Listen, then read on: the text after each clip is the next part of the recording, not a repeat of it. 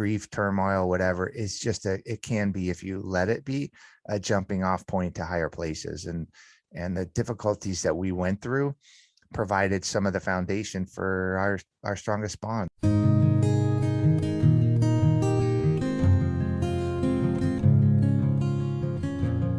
Welcome, friends, to the 5th season of Bereaved But Still Me, the podcast formerly known as Heart to Heart with Michael. Our purpose is to empower members of our community. How can trauma influence our lives? What can we learn from others who have lived through traumatic experiences? Today's program is Cycling Through the Pain, and our guest is David Richman. By the time David Richman was in his late 30s, he knew he needed to make a change. Overweight, sedentary, in an abusive and unhealthy marriage, David realized that he wouldn't have satisfaction in his life without zeroing in on what he wanted for himself. He began setting measurable, attainable, and meaningful goals to become healthy, to raise his young twins in a safe home environment, to become a top performer at work, and to seek out his own physical, mental, and emotional limits. David is a businessman, corporate and motivational speaker, and personal consultant. He's also author of Cycle of Lives and Winning in the Middle of the Pack. Today, he is on the program to talk to us about how losing his sister to brain cancer affected his life and how that trauma helped him to become the man he is today. David, thank you so much for joining us on Bereaved But Still Me. Thank you, Michael. I'm very excited to be here, and thanks for having me on. I'm looking forward to talking to you. Let's start with you telling us about your childhood, specifically how many siblings you grew up with, where you grew up, and how you felt about your childhood. Oh boy, I would say I have mixed feelings about my childhood. I grew up in the San Fernando Valley, which is in Southern California, outskirts of Los Angeles. Was raised by parents that had quite a difference in age, and that created an amazing dynamic. My mom was 21 when I was born. My dad was 59, so there was almost a 40-year difference in age between them. I had an older sister. She was a year and a half older. And so we grew up in a household where one parent was kind of too old to deal with kids, and another parent that was definitely too young and maybe a little angry that she had the kids to deal with her kids. So June and I definitely relied on each other growing up more than we relied on our parents, for sure. Yeah, that was a kind of dynamic that was shaping who I was and how I grew up. I look at that as a time of me and my sister more than me and my family. It's interesting. It's actually almost a generational difference between parents. I mean, their outlooks would be completely different when they grew up and what they knew and how they acted. I can't even imagine at 56 marrying somebody at 18. And back then we probably weren't as advanced at 18. Imagine 18 in early 1960s, right? That was a very innocent, sheltered time, certainly compared to today. And so, I mean, the age gap, I think, is just made exponential because of the time of it. Like I'm almost 60 and I'm getting ready to do an Ironman triathlon in a couple of days. My dad at 60 was having a newborn, and he was old. Like he was old. I remember my grandparents, when they were in their 60s, they looked, so much older than I feel now at the same age. That's not denial. It's the truth. I mean, it really is the truth. We are much healthier and much more active and much more dialed in to what's going on around us because we have to be. And then our parents, and certainly than our grandparents were. Well, speaking about being healthy and dialed in, we heard in the introduction that you were overweight in your 30s. And when you started to make changes in your life, did you struggle with weight all your life before that? Or was that something that sort of settled in? It had settled in maybe twice in my life. And also, Michael, I was a smoker too. I was just a 20-year smoker. Wow. So I was an overweight smoker. So twice in my life, I was overweight. Once in high school, really was an unhappy person, really had no self-awareness. I didn't even know I was overweight until I kind of figured it out one day by looking in the mirror and seeing how skinny I was. And then I was just like, hey, you're not supposed to be skinny. I just had like no self-awareness. Later in life, like in my mid 30s, I was in, like you had mentioned, very rough situation at home, a lot of stresses at work. Again, not being self-aware, not really paying attention to myself. And one day when I just looked in the mirror, I went, oh my gosh, like what the heck is going on with you? You need to make a change. And so that was brought on by a number of different things. I just looked at myself and said, what the heck are you doing? Like, you got to make a change. When you say you were unaware of yourself, is that because you were absorbed in your work or in your family? It's hard to not notice yourself. It is in one sense, and it isn't in another sense. Michael, I was raised to try to please other people. If I could just get my mom not to be mad, if I could just get my teacher to think I'm impressive, if I could, impress a boss so I can get a raise or whatever. I was really, really worried about what other people thought of me and how they perceived me and how I could impress them or how I might let them down.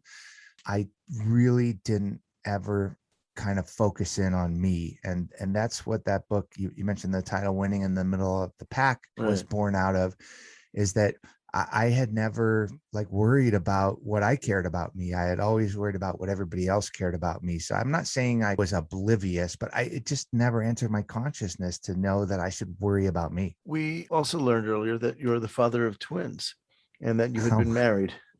Tell us about when you got married and having twins and when you realized that your marriage was failing and that you had to make a change for the health of your children. I was definitely in a pattern of trying to make other people happy. And that's what brought me to that marriage. And when I realized that I could not have any effect on another person's happiness, and in fact, I couldn't have an effect on any part of their personality. They are who they are. And I realized, what the heck am I doing? So I was married to an abusive alcoholic. I had 4-year-old twins. And I knew I needed to get them and me to a safer, less traumatic place. I'll tell you something super personal. How I knew, the moment's clear as day, is we were involved in this fight. And she looked at me and screamed at me. And she said, I'm not your mother. You didn't marry your mother. And I went, oh, shoot, that's exactly what I did. Right. All I'm doing is running around trying to make you happy. And I never will. Just like I was trying to run around making her happy, and I never will. Wow. That's exactly what I did. That's a hard realization, I think. Oh my God. I looked at myself like, how could you be so stupid? How could you not know you did that? I mean, they even look alike. What the hell is your problem? Cute. My mother and my wife have the same birthday. See, right? And I'm like, but I just said, oh my God, how could you be that stupid? And then once you realize that you're that stupid, you go, okay, well, you got to make it right. So I did decide that we needed to get out. We got out in short order, and went about repairing kind of some of the self-inflicted damage and other things that accompany that kind of a bad decision. But you know what? I mean, listen, I'm unbelievably grateful. I have wonderful kids. They're 23 years old now. They're twins. We've had a wonderful, wonderful life. I've been their primary caregiver for a long time. And obviously they're off on their own, but I couldn't have asked for anything different, because grief, turmoil, whatever, is just it can be, if you let it be, a jumping off point to higher places. And the difficulties that we went through provided some of the foundation for our strongest bonds. So I wish it would have gone a different way, but I'm certainly not, I don't have any regrets about the way it went.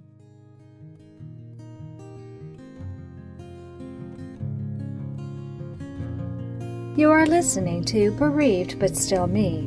If you have a question or comment that you would like addressed on our program, please send an email to Michael Lieben at michael@bereavedbutstillme.com. That's michael@bereavedbutstillme.com. This content is not intended to be a substitute for professional medical advice, diagnosis, or treatment. The opinions expressed in the podcast are not those of Hearts Unite the Globe, but of the hosts and guests, and are intended to spark discussion about issues pertaining to congenital heart disease or bereavement. You said that she had been diagnosed with brain cancer. Can you tell us more about that? I had, an up and down relationship with my sister over the years. Sometimes we saw each other a lot. Sometimes we didn't talk for months at a time. Not because we weren't close, just because life gets in the way. But when you get a phone call from somebody and you can just sense what's going on. And I got a call from her and she said, I got to talk to you. It's pretty heavy stuff. And I went, no, what the heck? I knew something was up. And she said, I don't know how else to put it, but I've got terminal brain cancer, and that's that. And I was like, oh my gosh, because one of the things that I admired about my sister was she had done such a better job of getting out of the turmoil of our childhood than I had. She had a wonderful, happy relationship with her husband. wonderful job, tight circle of friends. She had two wonderful kids. She was just living her best life.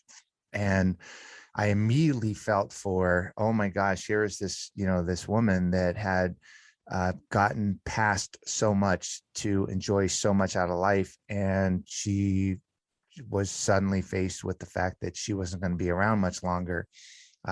You can imagine that had a huge impact on me. Obviously would have an impact on anybody, but my perspective was that my initial thought was, oh my God, she has accomplished so much from the turmoil, that to now have that be faced with having to realize that was going to be taken away was, in my mind, really pretty tragic. So we got really close, Michael. We spent a lot of time with each other, made a ton of phone calls to each other, talked through a lot of stuff. And it was really wonderful that we were able to do that.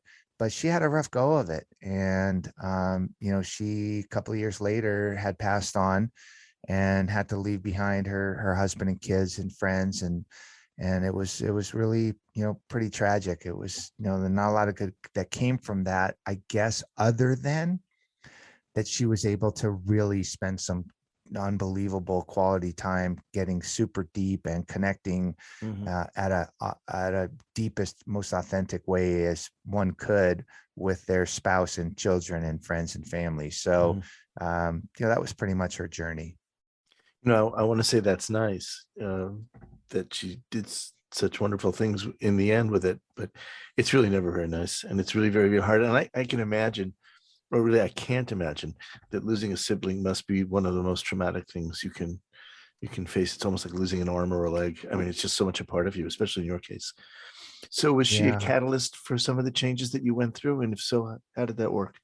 Yeah. So I would say most definitely. And it's nice to acknowledge that, because, somehow it'll keep her memory alive, or at least keep the memory of her closer to my heart. And that she was, right. She was a catalyst for a lot of things. When I left home at 18 under not good circumstances, and I won't bore you with all the stories, but found myself homeless and no money, the first person I called was my sister, right? When I got my first promotion to a Wall Street job where I was making like, unending amounts of money, who's the first person I called? It was my sister, right? When I had to fess up to the fact that I was in a horrible relationship and I needed safety and I needed to get out, I called my sister. So, one of the things that is unique about a sibling, especially if it's just two of you, is that it's not just the person that dies, it's the person that knows you more than anybody that dies. And, you can say the same thing about a parent with their child or a child with their parent. It's in a different way. I guess with a sibling, it's more like a peer. Like I couldn't look at my parent or a friend and have them understand the difficulties of my childhood, but I could look at my sister and we would get each other. So I'm really glad you said that, because it sounds like you had almost a parental relationship with each other. Oh yeah. Because you said when your parents weren't really there for you, it was you and her.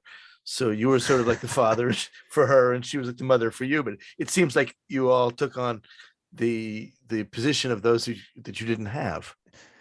Sometimes we're lucky, to think about the connections that we've had and that we've made.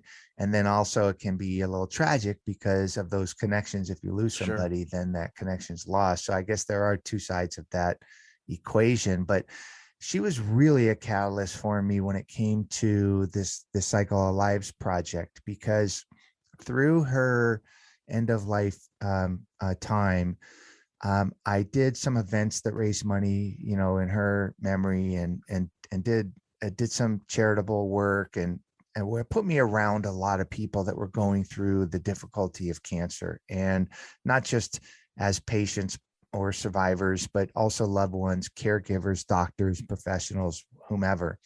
And I noticed, Michael, that especially when it came to cancer, that people were really good about dealing with the tasks of their cancer. Yeah. How am I going to get my next PET scan? Who's going to watch my kids when I got to work? How can I navigate time off? How can I navigate insurance? Blah, blah, blah, right? The tasks around it. But when it came to the emotional side of it, people are not equipped to have really tough discussions and tough conversations, even with their closest loved ones.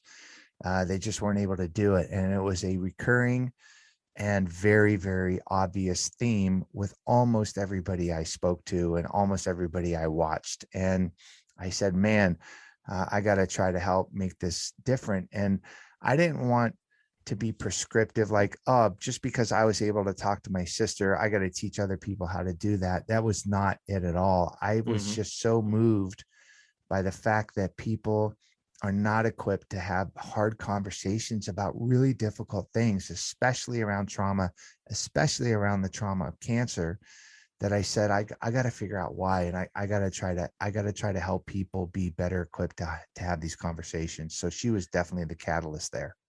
What did you learn about yourself? I mean, it's interesting that you're pointing out things that you've seen in other people. What did you learn about yourself and start making changes because of the death of your sister? The bad thing is your show doesn't go on for weeks, because otherwise I could bore you with all of that stuff. I mean, bore us with another couple of minutes. We'd be happy for that. I mean, I learned a lot, right? I learned a lot, but I think the most impactful thing to me is that, look, as you get older in life, you kind of get set in your ways. You kind of have your mind made up about people, about things, about situations. And, I was somebody who probably came to interactions with people at all different levels in all different situations, kind of packed with what I thought was going on.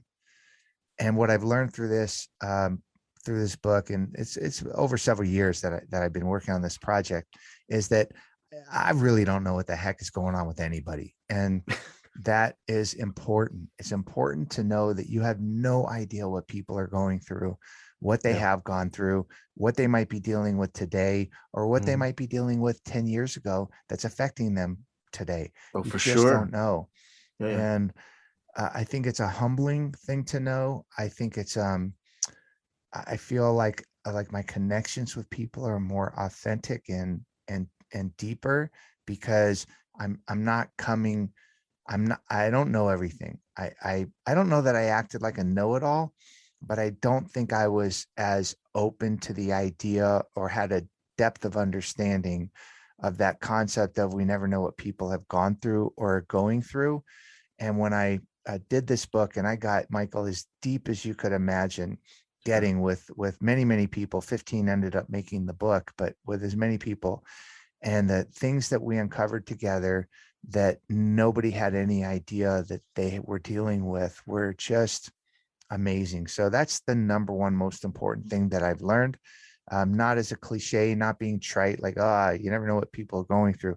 We really don't. And that's a heavy, heavy thought to bring into our interactions with people, and one that could allow us, once we realize that, to just take a deep breath, listen better, talk better, and realize that if our goal is to make these deep connections with people, and I think most people that's part of their goal in life, is we got to understand that's the number one driver there. We just don't know what they've gone through. Well, that's very, very true. I mean, some days I meet people and I just want to scream, "Don't you know what I've been through? How are you talking to me like this?" And then I realize I don't know anything about them. And I could let something slip just, as something, as just something conversational, or something, just some standard reaction to somebody else's anger. I don't know what I might be stepping on. That's something I'm beginning to learn now. Yeah. And look, you know what you know when you know it, right, Michael? I mean, I've learned, and you have to, if you've gone through any type of loss or any type of dramatic event that has given you some perspective on life, you have to realize that you got to forgive yourself for what you didn't know at the time. And to continue, it's so heartwarming for me to hear you say you're learning that, because I'm learning stuff all the time, and to know that you could still learn something as powerful as the fact that maybe I should have a deeper understanding that there's more behind the curtain than I know, is a wonderful, wonderful thought to have.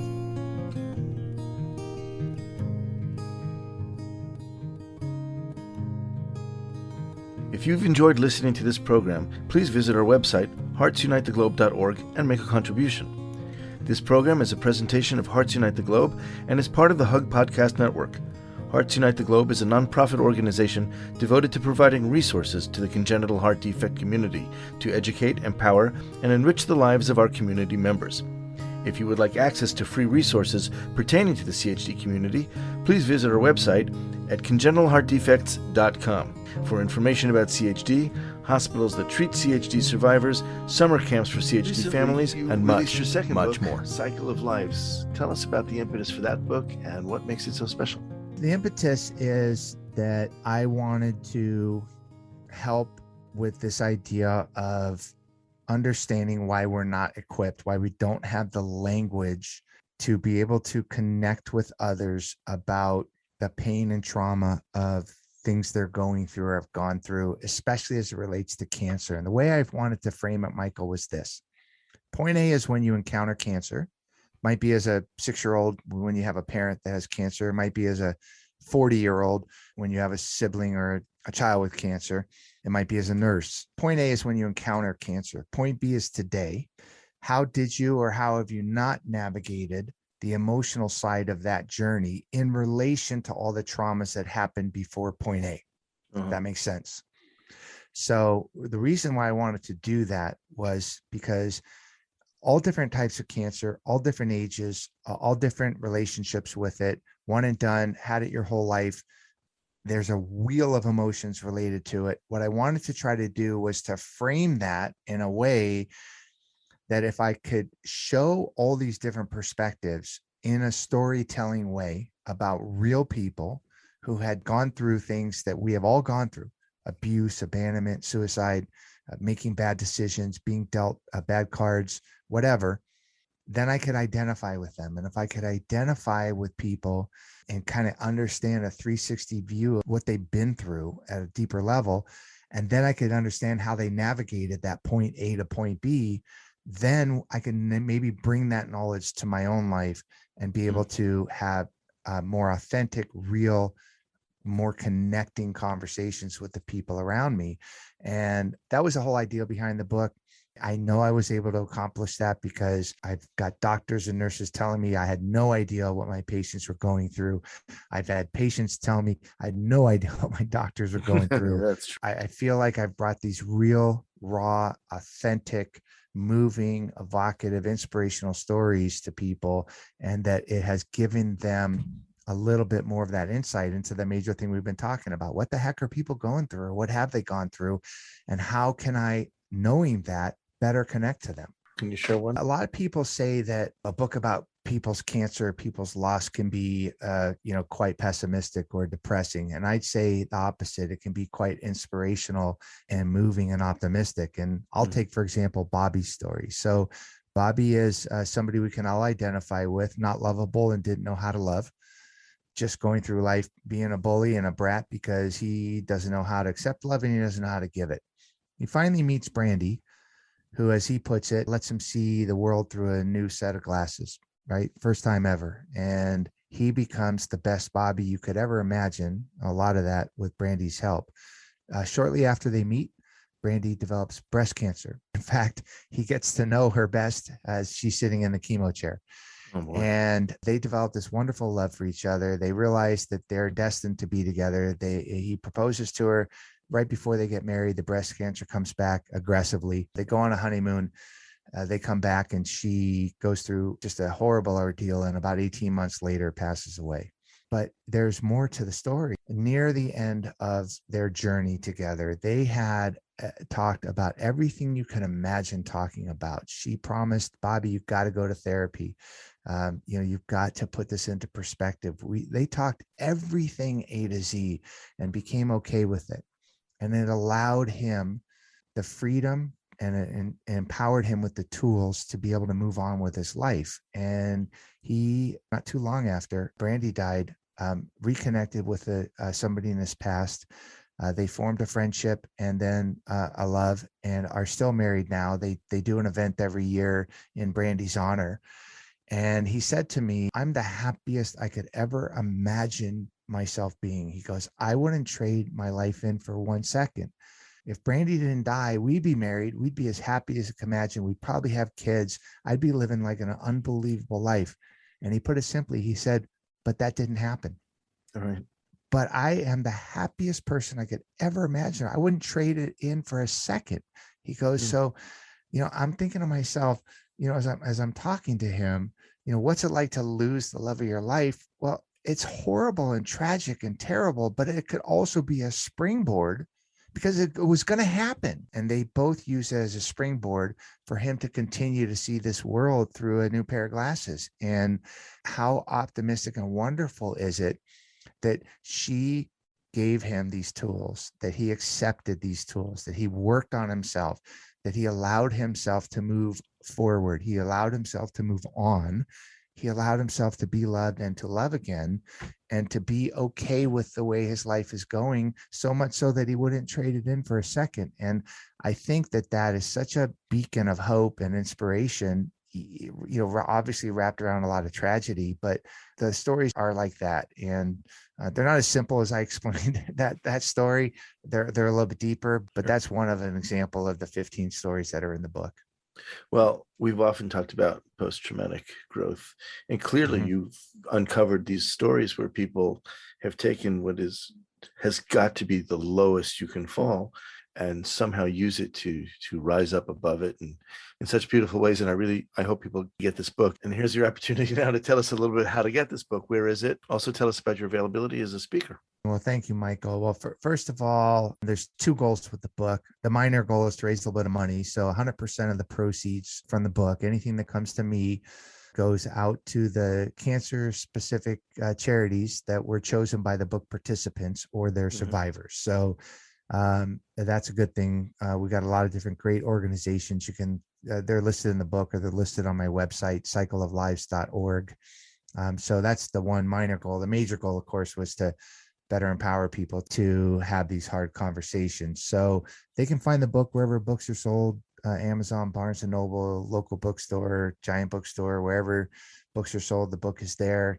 It's done really well. It's wonderful to get good reviews and know that the book's touched people. So, if they're interested to find out more about me and some of the things I'm doing, they could go to cycleoflives.org or just do yourself a favor and read the book and maybe go, this is how I can better connect to the people in my life that matter to me, because really in the end, that's all we want to do. What do you think is the most important lesson that you want people today who are listening to take away from hearing this? If you have one lesson, I would say, if we're fortunate enough to, whenever that happens, if we're fortunate enough to know that at the end of our lives, that we have done everything we can to form deep connections. So I feel like, Michael, at the end of our lives, we have two paths, right? We have one thought is the joy and the gratitude we feel for the connections we've made. And then we also have the grief and the regret for the connections we didn't make, right? And that's it. That's what it all breaks down to. Who brought you joy and who do you regret that you weren't able to bring each other joy? I would say that the lesson is, if you are intent on making these deeper connections with the people that are in your life, then the way to do that is to develop a better way to talk to them through the difficult things that they're going through, not allow them to isolate, make sure that you don't abandon them, and just take a deep breath like you do with active listening and asking good questions and forming a bond. Doesn't always have to be heavy, but it could be, certainly can always be deep and authentic and real. And that's the lesson I'd like to take, is that we don't have that much time to do that. Well, thank you for that. It's a lesson I think we all need to think about. That concludes this episode of Bereaved But Still Me. I want to thank David Richman for sharing his experiences and wisdom with us. Thank you so much for joining us. Thank you, Michael. I really enjoyed it. I really love what you're doing. I mean, for years you've been doing it now, and you're bringing a lot of hope and a lot of education and inspiration to people. So please keep doing it. Well, I hope so. And you are too. And the book is called Cycle of Lives, and it's available wherever you buy books. Remember, 100% of the proceeds will go to fight cancer. Please join us at the beginning of the month for a brand new podcast. I'll talk with you soon. And until then, please remember, moving forward is not moving away. Thank you for joining us. We hope you have felt supported in your grief journey. Bereaved But Still Me is a monthly podcast. And a new episode is released on the first Thursday of each month. You can hear our podcast anywhere you normally listen to podcasts at any time. Join us again next month for a brand new episode of Bereaved But Still Me.